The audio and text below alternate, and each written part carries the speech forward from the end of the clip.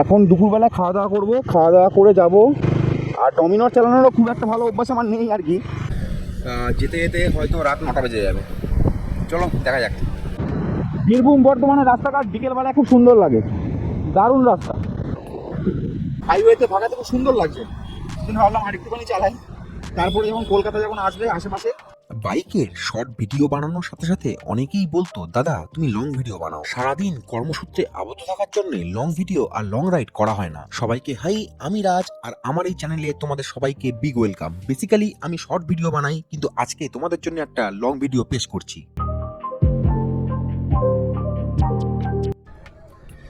তো সবাইকে হাই। তো আজকে আমাকে এই বাইকটাকে নিয়ে যেতে হবে আমাদের বারাসাতে। অ্যাকচুয়ালি এটা সাহেবের বাইক, কিন্তু ও কিছুদিন থাকবে বারাসাতে, তাই এই বাইকটাকে নিয়ে যাবে। তো ভাবলাম আমি চালিয়ে নিয়ে যাই আর পুরো ভিডিও বানাই। তো চলো। যারা আমার ভিডিও নিত্যদিন দেখো তারা খুব ভালোভাবেই জানো যে আমার একটা রয়্যাল এনফিল্ডের মিটিওর আর একটা সুপার মিটিওর 650 রয়েছে। এই ডমিনার বাইকটি আমার না, বাইকটি আমার একটা ভাই সাহেবের। আজকে আমার দায়িত্ব পড়েছে এই বাইকটাকে সেফলি বারাসাতে পৌঁছে দেওয়ার, তাও আবার বোলপুর শান্তিনিকেতন থেকে, মানে ডিস্টেন্স ওই 190 কিলোমিটার মতো। তাই চলো জার্নিটা শুরু করা যাক। ফার্স্টেই বলে রাখি, এই জীবনে প্রথম নয় যে আমি ইউটিউবে লং ভিডিও বানাচ্ছি। আমাদের একটা চ্যানেল আছে, বেসিক্যালি ট্রাভেল চ্যানেল, তার নাম বৃষ্টি কথা। যেহেতু আমি সম্পূর্ণ আনপ্রিপেয়ার হয়ে এসেছিলাম, তাই আমার কাছে হেলমেট আর রাইডিং গ্লাভস ছাড়া আর কোনোই রাইডিং গিয়ার্স নেই। সেই জন্যই এরকমভাবে রাইড করা রেকমেন্ডেড নয়। তো চলো, আমি এখন আছি বোলপুর শান্তিনিকেতনে। আমি এখানে আগের দিন এসেছিলাম। এখন দুপুরবেলায় খাওয়া দাওয়া করবো, খাওয়া দাওয়া করে যাব সোজা এখান থেকে কলকাতা, আর সেখান থেকে যাব বারাসাত। দুপুর তখন 3টে বাজে, পেয়েছে জোরে খিদে। হ্যাঁ, যদিও বাইকটা নিয়ে আমি একাই যাব, কিন্তু আমার পিছনে এদের গাড়িটাও যাবে। ফার্স্টে ভাবলাম যে সোনাঝুরির ভিতরে কোনো একটা রিসর্ট বা রেস্টুরেন্ট থেকে খাওয়া দাওয়া করব, কিন্তু আজকে যেহেতু শনিবার সেজন্য সোনাঝুরির ভিতরে যাওয়ার রিস্ক নিলাম না। ভিডিওটা আমি আগের সপ্তাহে বানিয়েছিলাম, কিন্তু পোস্ট করতে করতে অনেকটাই লেট হয়ে গেল। ভিডিও ভালো লাগলে একটা লাইক করে মোটিভেট করবে। আমি নিজের চাকরির সূত্রে এখানে প্রায় 5 বছর ছিলাম, তো মোটামুটি এদের মানে বোলপুরের অলিগলি আমার একটু আইডিয়া আছে আর কি। আর ডমিনোর চালানোর খুব একটা ভালো অভ্যাস আমার নেই আর কি, মানে অত আইডিয়া আমার নেই, তাও আমি চালানোর চেষ্টা করছি গাড়িটাকে। এইটা হচ্ছে শ্রীনিকেতনের দিকের রাস্তা, আর আমি এখন যাব খেতে। সেটা বোলপুরের একটা খুব ভালো হোটেল আছে, তার নাম হচ্ছে খড়িমাটি। তো সেখানে গিয়ে এখন দুপুরে ভাত খাবো, তারপরে আমি রাইডটা শুরু করব। 2025 সালে দাঁড়িয়েও মনে পড়ে যায় করোনার সময়কার 2020 আর 21 সালের গল্প। সেই সময়ও আমি বাইক নিয়ে এই রাস্তাঘাট প্রচুরবার যাতায়াত করেছি। বসিরহাট টু বোলপুর অনেকবারই যাতায়াত করেছি। সেই সময় আমার থান্ডারবার্ড বাইক ছিল, পরে আমি সেটাকে মিটিওরে এক্সচেঞ্জ করে নিই। 7-8 মিনিট বাইক চালিয়ে আমি চলে আসলাম বোলপুরের খড়িমাটিতে। আর বোলপুরে এসেছি, বাঙালি থালি অর্ডার করবো না সে তো হয় না। সেই জন্যেই কিছু লোক নিল মাছ, আর আমি নিলাম একদম গরম গরম মাটন থালি। থালিতে 5 রকম ভাজা, ডাল, আলু পোস্ত, মাটন, আর সাথে ঘি ভাতও দিয়েছিল। মাটনের পিস ছিল খুব সুন্দর, আর থালির দাম পড়লো 420 টাকা। খাওয়া দাওয়া করতে তো খুবই ভালো লাগে, কিন্তু খাওয়ার পর বাইক চালাতে আর ভালো লাগে না। ভাত খেতে খেতে বাইরে দেখলাম যে বৃষ্টি শুরু হয়ে গেছে, কিন্তু আমি খাচ্ছিলাম মনের আনন্দে। বৃষ্টি থামলে তারপরে বেরোবো। মোটামুটি আধ ঘন্টায় আজকের লাঞ্চ কমপ্লিট করে আমি বেরিয়ে পড়লাম আমার গন্তব্যের উদ্দেশ্যে। বাইরে দেখো বৃষ্টি পড়েছে, গাড়িগুলো ভিজে গেছে, বাইকটা ওখানে ভিজে অবস্থায় রয়েছে। যাই বাইকের কাছে আর আজকের দিনের জন্য রেডি হই। অনেকটা পথ যেতে হবে। যাওয়ার রুটটা আমি বলে দিই, এখান থেকে যাব বর্ধমান, সেখান থেকে ধরবো NH2, আর সোজা ডানকুনি হয়ে দক্ষিণেশ্বর হয়ে যাব কলকাতার উদ্দেশ্যে। তো এখন বেরোবো এখান থেকে, আর এখন বাজে বিকেল 4টে। যেতে যেতে হয়তো রাত 9টা বেজে যাবে। চলো দেখা যাক।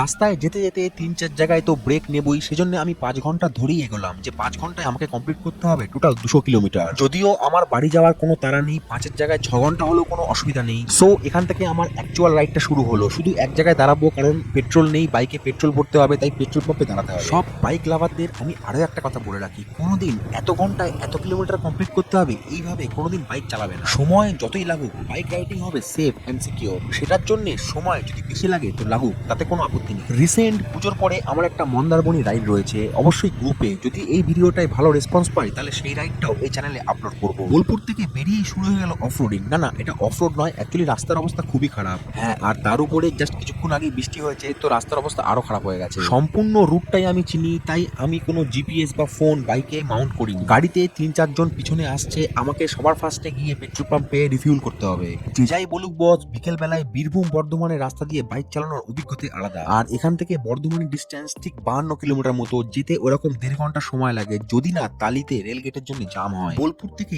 অজয় নদীর ব্রিজ ক্রস করে যাব পূর্ব বর্ধমানের ভেদিয়া, আর সেখান থেকে যাব গুসখাড়া, তারপরে তালিত পার করে বর্ধমান।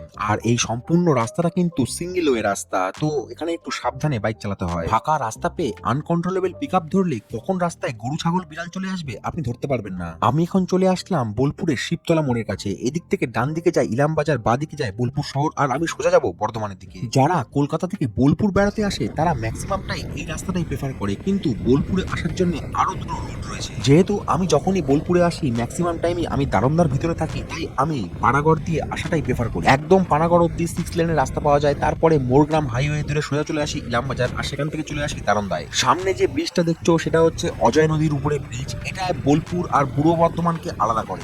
আমি এখন বীরভূম ক্রস করে ঢুকছি পূর্ব বর্ধমানের ভেদিয়াতে। যদিও এই ব্রিজটায় এখন বাইক আর গাড়ি কোনোটার জন্যই টোল লাগে না। আর এইসব রাস্তায় যেতে যেতে তুমি এরকম গরু দেখতে পাবে যারা রাস্তার মাঝখানে অনায়াসে চলে আসে। জাস্ট অজয় ব্রিজটা ক্রস করে কিছু দূর গিয়েই আরেকটা নবনির্মিত ব্রিজের উপরে উঠবো। এটা হচ্ছে ভেদিয়া রেল গেটের উপর দিয়ে ব্রিজ। বীরভূম বর্ধমানের দিকে যারা থাকো তারা এই ব্রিজের গুরুত্বটা সবাই জানো। একটা সময় এই ব্রিজের তলা দিয়ে পার করতে যা সমস্যার সম্মুখীন হতে হতো প্রত্যেককে, তা আমরা সবাই জানি। রেল লাইনের উপর দিয়ে এই ব্রিজটা হয়ে যাওয়াতে কত মানুষের যে উপকার হয়েছে, বিশেষ করে ট্রাক চালকদের তো আরো বেশি উপকার হয়েছে। সময় কত সেভ হচ্ছে সেটা তো বলার মতো নয়। এমন সময় গেছে যে বৃষ্টির দিনে ব্রিজের তলায় এত জল জমে যে বাইক বা গাড়ি কোনো কিছুই পার হতো না, লাস্টে ভেদিয়ার ভিতর থেকে ঘুরে তারপরে পার হতে হতো।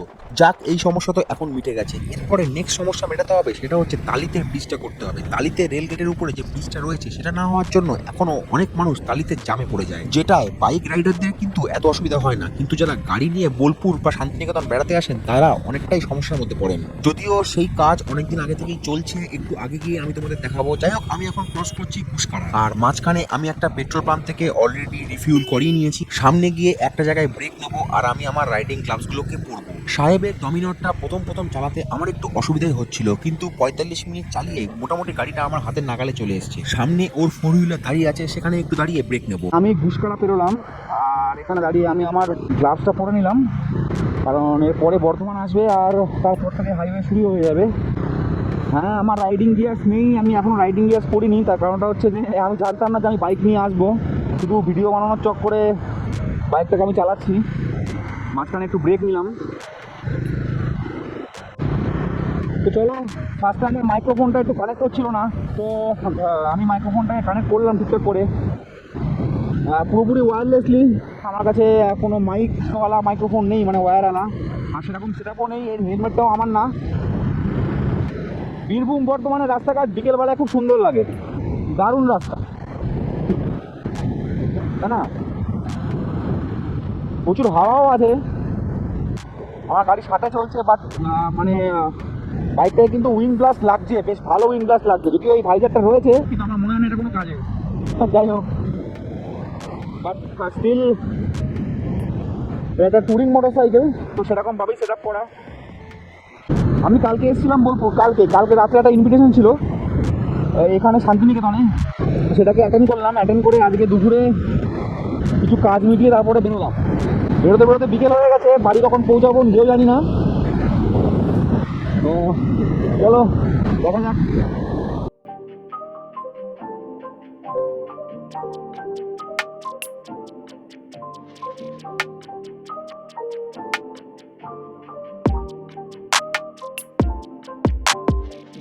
সামনের ভিউটা তোমরা দেখতেই পাচ্ছ, একদম গ্রাম বাংলার ভিউ, জাস্ট সুন্দর লাগছে।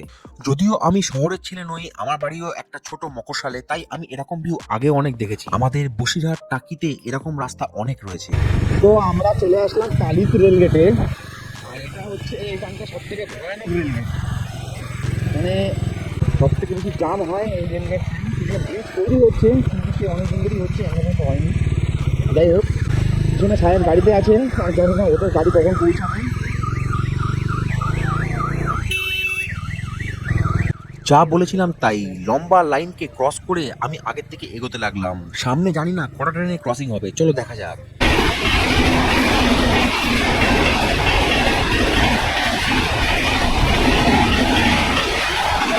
যথারীতি গাড়িগুলোকে ওভারটেক করে আমি সাইড দিয়ে রেলগেটটা পেরোনোর চেষ্টা করলাম। যেই দিন এই রেল ব্রিজটা কমপ্লিট হয়ে যাবে সেদিন অনেক মানুষের উপকার হবে। সাহেবদের গাড়ি পিছনে কোথায় দাঁড়িয়ে রয়েছে তা আমি নিজেও জানি না।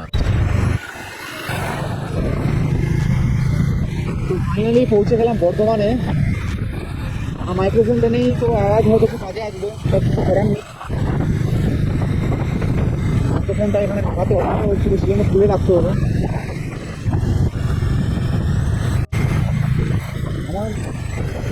আমার 5:30 বাজে, 1.5 ঘন্টায় বর্ধমান আসলাম। তো 4টার সময় বেরিয়েছিলাম। রাস্তা ঠিক আছে, বাট মাঝে মাঝে গর্ত আছে, অনেক গর্ত আছে। তো আমাদের গাড়িটা পিছনে আছে, এবার ওর জন্য দাঁড়াতে হবে, দেখা যাক।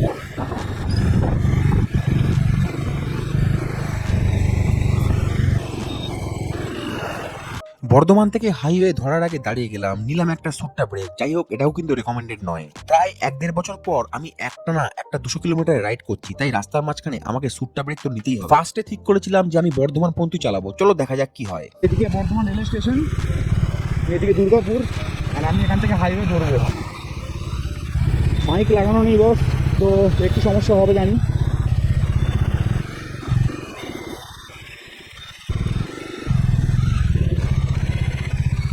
চলো যাওয়া যাক লম্বা করে, এবার হাইওয়ে ধরবো।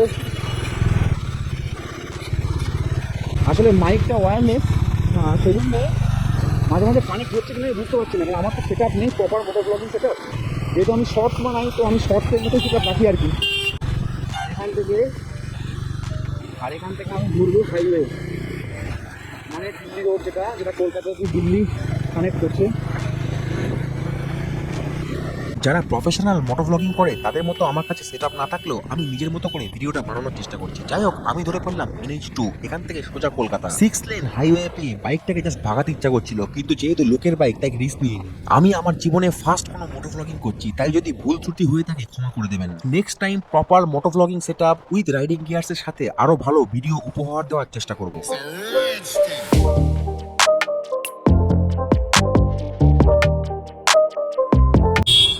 তো মোটামুটি 2 ঘন্টা হলো, আর আমি এখন আছি এই বর্ধমানেই। জাস্ট বর্ধমান থেকে একটু পার করে সামনে শক্তিগড়। ফার্স্টে ভেবেছিলাম যে বর্ধমান পর্যন্ত চালাবো, তারপরে ভাবলাম হাইওয়েতে গাড়িটা ভাগি, ভাবলাম যে না, গাড়িটা দারুণ পিক আপ, আর হাইওয়েতে ভাগাতে খুব সুন্দর লাগছে। সেজন্য ভাবলাম আর একটুখানি চালাই, তারপরে যখন কলকাতা যখন আসবে আশেপাশে, সেই সময় যার গাড়ি তাকে হ্যান্ড ওভার করে দেবো। তো চলো দেখতে থাকো।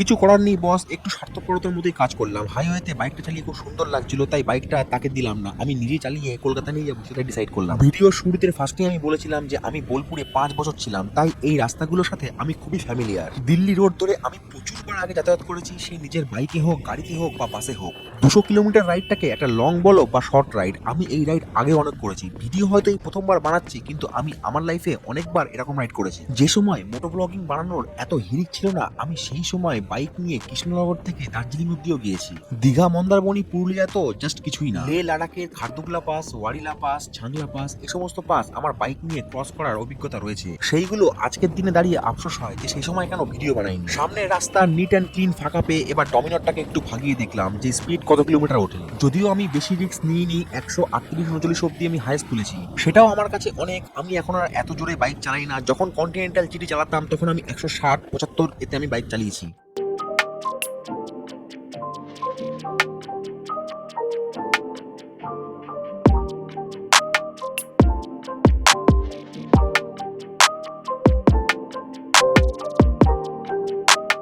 সন্ধে নেমে এসছে আর আমি ঢুকছি ল্যাংচা সাম্রাজ্য, মানে শক্তিগড়ে। যদিও আমি এখানে দাঁড়াবো না। তো এখন বেরোচ্ছি শক্তিগড়। শক্তিগড় মানে ল্যাংচা, ল্যাংচা মানে শক্তিগড়। ল্যাংচা ল্যাংচা ল্যাংচা ল্যাংচা, যাই হোক।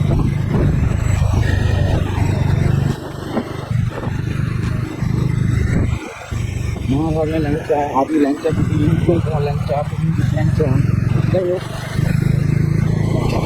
শক্তিগড়ে দাঁড়ায় না এমন রাইডার অনেক কম রয়েছে, কিন্তু আজকে আমার হাতে সময় নেই, আমাকে মোটামুটি 9:30টার মধ্যে বাড়ি ঢুকতে হবে, তাই আমি এখানে দাঁড়াইনি। শক্তিগড়ে যদি ভালো ল্যাংচা কোথাও খেতে চাও তাহলে বালাজি বলে একটা দোকান আছে, সেখানে ভালো স্ন্যাক্স পাওয়া যায় এবং ল্যাংচাও পাওয়া যায়। আমি যতবারই আসি আমি বালাজিতে দাঁড়াই, তোমরা একবার টেস্ট করে দেখতে পারো। যেহেতু লাঞ্চ করতে করতেই বিকেল 4টে বেজে গেছে, সেজন্য আমি বালাজিতে দাঁড়াইনি। রাস্তায় এই জায়গায় একটু একটা গাড়ি নিয়ে সমস্যা হচ্ছিল, সেখান থেকে আমি ক্রস করে বেরোনোর চেষ্টা করলাম।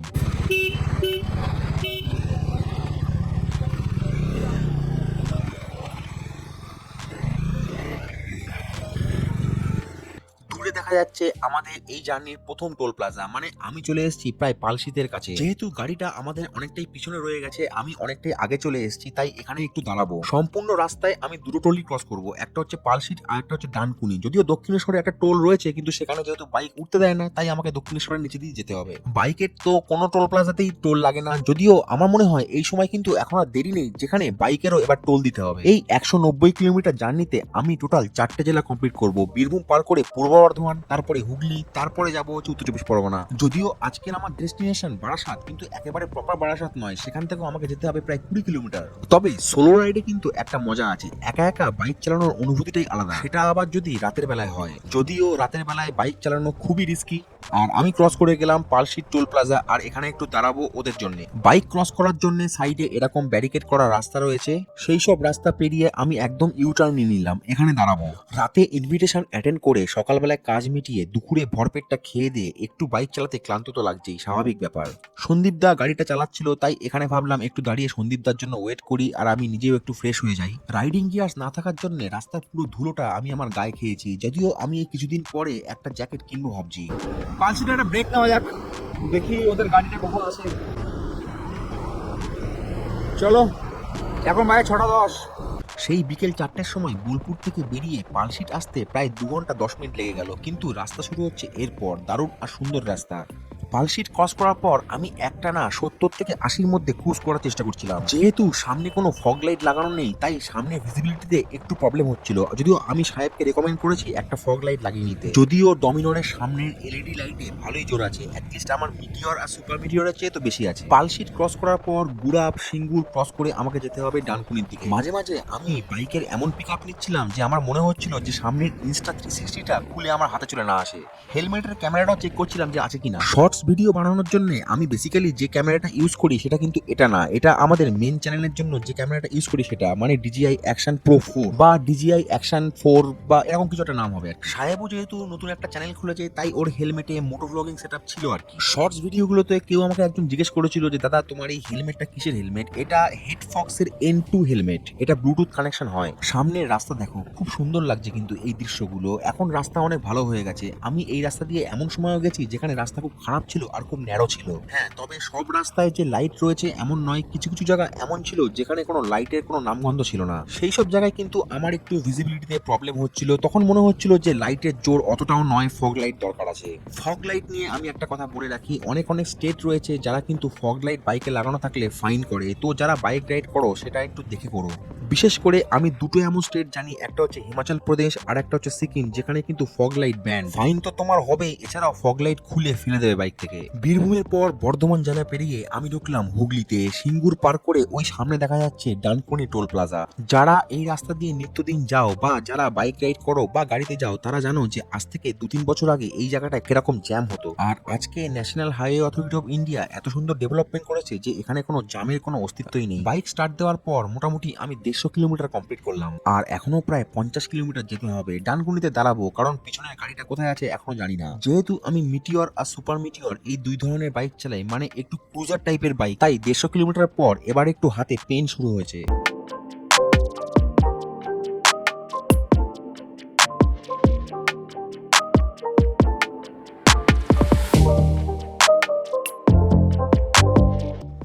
ডানকুনি ক্রস করার পর বাইক আর গাড়ি দুটো আলাদা আলাদা রাস্তা দিয়ে যাবে, কারণ বাইক যাবে হচ্ছে দক্ষিণেশ্বরের নিচে দিয়ে আর গাড়ি যাবে হচ্ছে নিবেদিতা সেতুর টোল দিয়ে। রাস্তায় কোনো জায়গায় আমি চা ব্রেক নিইনি, শুধু এক দু জায়গায় সুট্টা ব্রেক নিয়েছি। তাই ভাবছি দক্ষিণেশ্বর পেরিয়ে বড়নগরে যে চায়ের দোকানগুলোতে রয়েছে সেখানে একবার চা ব্রেক নেবো। আর সত্যি বলতে আজকে গরমও পড়েছে বিশাল। প্রথমে যখন বোলপুরে বৃষ্টি হচ্ছিল তখন ওয়েদারটা একটু নরম হয়েছিল, কিন্তু এখন গরমে সিরিয়াসলি ক্লান্ত লাগছে। সাধারণ একটা টি শার্ট পরে গরমে আমি থাকতে পারছি না, আর বাইকার্সরা এত বড় বড় জ্যাকেট পরে কি করে বাইক চালায় গরমের মধ্যে, সেটাই আশ্চর্যের। সন্দীপ দা আমার টায়ার্ডনেস দেখে বললো যে তুমি এবার গাড়িতে বসে একটু রেস্ট নাও, বাইকটা আমি চালাই। তাই সন্দীপ দা ধরলো এবার বাইকটাকে। আমিও ভাবলাম যে ডানকুনি থেকে এয়ারপোর্ট অব্দি একটু রেস্ট নিয়েই নি। সন্দীপ দা আস্তে আস্তে বাইকটাকে চালিয়ে দক্ষিণেশ্বর দিয়ে পার করে নিয়ে যায়। যেহেতু ওরও বাইকটা চালানো সেরকম অভ্যাস নেই, তাই আমরা ওর পিছন পিছনই যাচ্ছিলাম, কিন্তু ও বস বাইকটাকে খুব ভালোই চালাচ্ছিল। আর এখান থেকে দুটো রাস্তা ভাগ হয়ে যায়, একটা যায় খড়গপুরের দিকে NH6 আর একটা যায় দক্ষিণেশ্বরের দিকে। আমি একবার ভুল করে NH6 এর দিকে চলে গেছিলাম। আর আমরা এখন পার করছি নতুন ব্রিজ, মানে নিবেদিত সেতু। পাশ দিয়ে চলে যাচ্ছে বালি ব্রিজ। সন্দীপ দা হয়তো ওই দিক থেকে পার করছে, আমরা এদিক থেকে বেরিয়ে আসলাম। বাইক যেহেতু এদিকে অ্যালাউ নয়, তো কিছু করার নেই বস, এখন কি করা যাবে। দক্ষিণেশ্বর পেরিয়ে বড়নগরের কাছে এক জায়গায় চা খেতে দাঁড়ালাম। সন্দীপ দা বাইকটা নিয়ে এগিয়ে গেছিল, তাকে ফোন করে ডাকা হলো। সন্দীপ দার কাছ থেকে এবার তার রাইড এক্সপিরিয়েন্সটা জানা যাক। চালিয়ে ঠিক আছে আমার। যাই হোক, আমার ভিডিও মোটামুটি এবার শেষের পথে। আমি চলে এসেছি আমার ডেস্টিনেশনে, যেখানে আমাকে আসতে হতো আজকে। আর এখন বাজে ঠিক রাত 9:15। বারাসাত ক্রস করে আমি আরো 20 কিলোমিটার পেরিয়ে এসেছি। ফার্স্ট বার ফুল একটা মোটো ব্লগিং করার চেষ্টা করলাম, জানি না কেমন হয়েছে, তোমরা বলবে কেমন হয়েছে। যদি ভালো লাগে একবার লাইক করে মোটিভেট করবে। শর্টস ভিডিও তো আমি প্রতিদিনই একটা করে দিই, দিনে একটা করে তো রেগুলার দিই, মাঝে মাঝে একদিনে 2-3টেও দিই। তো আজকে একটা লং ভিডিও পোস্ট করলাম। এটা যদি ঠিকঠাক হয় তাহলে যদি মন্দারমণি রাইডে যাই তাহলে আবার একটা লং ভিডিও তোমাদের জন্য পোস্ট করব। আর যদি ঠিকঠাক না লাগে তাহলে আমি শর্টসেই ঠিক আছে, ঠিকঠাক ভিউ চলে আসে আর কি। সো চলো সবাইকে এখন টাটা, দেখা হবে নতুন কোনো দিন নতুন একটা ভিডিওতে। সবাই ভালো থেকো, সুস্থ থেকো আর সেফ রাইড করো। চলো টাটা।